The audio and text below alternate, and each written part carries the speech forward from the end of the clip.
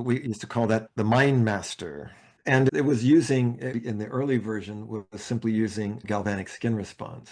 And then we added things like blood pressure, but it was not really so much blood pressure as blood volume, because you can shine a little light into the tip of the finger and measure the amount of blood that's going in there. You can get pulse from that.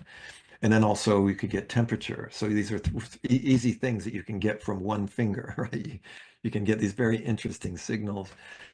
And I had done some research into the areas of biofeedback, but also that NLP is very much about that notion of, as we were talking about, looking at different levels of our nervous system. And we can look at our emotional reactions and other things through these signals.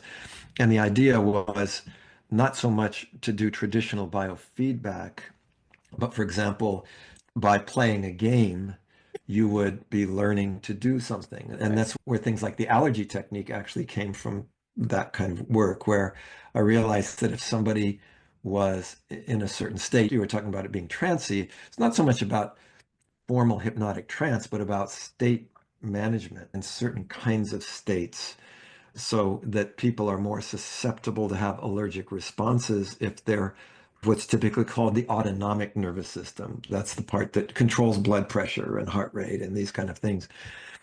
That if you have a way of being able to make a link between what you're thinking, like one of the main things in NLP is that if you change the submodality, let's say, of an image, if I change the color, that could have an influence on not just my cognitive conscious thinking, but on other parts of my nervous system. So I was always interested in looking at connections between this part of the nervous system and that part of the nervous system. How does this connect to that? What patterns connect? What differences make a difference? And so I think allergy technique is then another that early on, once again, partially because I'd had certain kinds of allergic responses and learned to shift them.